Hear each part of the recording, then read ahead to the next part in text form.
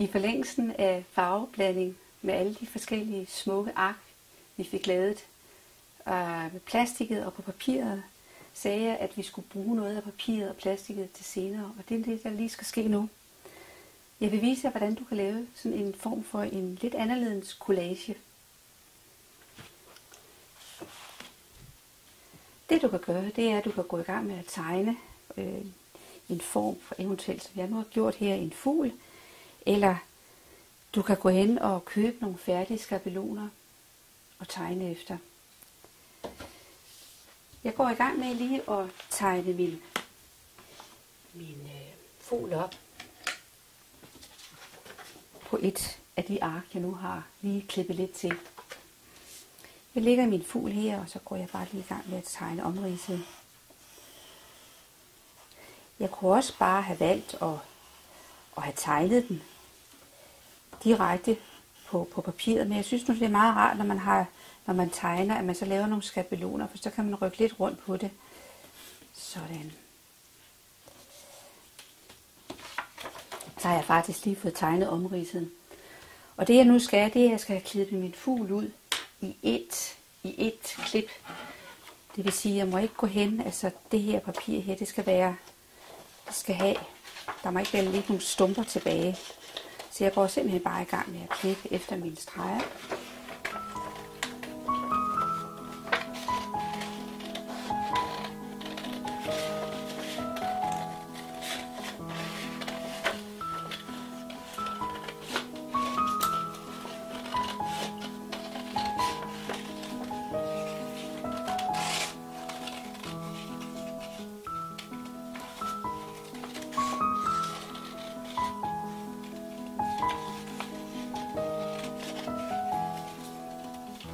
Så er det lige, når jeg når herned til, så skal jeg lige tænke mig om sådan til,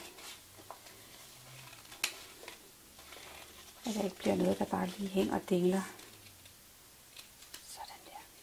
Der var den. Og jeg har klippet min fugl ud, så nu står jeg faktisk med 2 stykker her. Og det er så det her stykke, jeg skal bruge.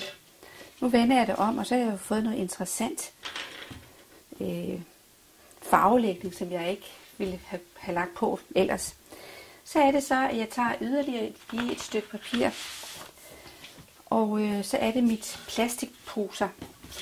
De kommer til sin rette. Jeg tager bare sådan et enkelt stykke og placerer nede under her.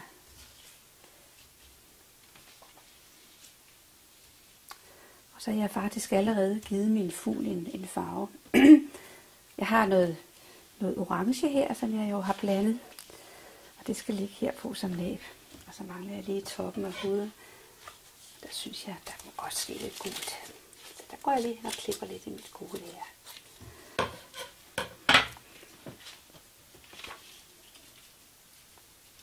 Sådan. Så er den der. Og så mangler jeg lige øjet, der sætter på. Og så har jeg faktisk fået lavet en dejlig farvestrålende collage. Nu skal de her ting jo hænge sammen, og der kan man altså gøre det, at man tager en overhead, og der kan man bare lægge den henover her. Man kan også tage en plastlomme og bruge som samler, men jeg bruger nu lige den her overhead. Du kan også gøre det, at du simpelthen lige vender din fugl, og så tager du bare linstiften, og det her, det ligger jo bare lige og vende og få lagt fuglen til det her yderpapir ovenpå. Skal vi se.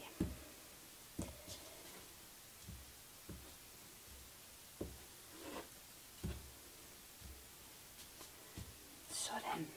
Nu skulle der være styr på det. Så lægger jeg det bare lige forsigtigt på her. På. Det kan jo være næbet. Således. Sådan. Og så var det lige øjet, jeg skulle have på. Det kommer til at ligge der.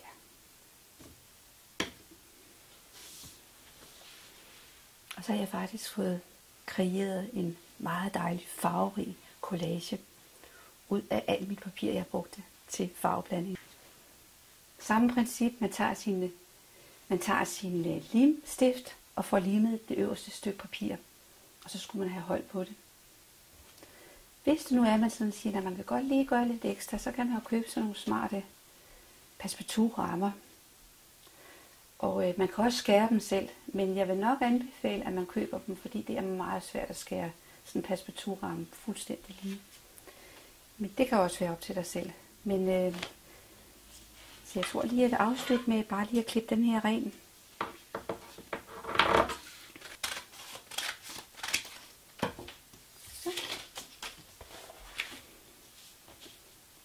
Så var det lige at kunne bruge min plastlomme til lige at lægge på for at samle det.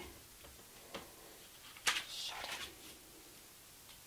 Ja, så det var forskellige muligheder med nogle anderledes dejlige rene farvelinjer og former.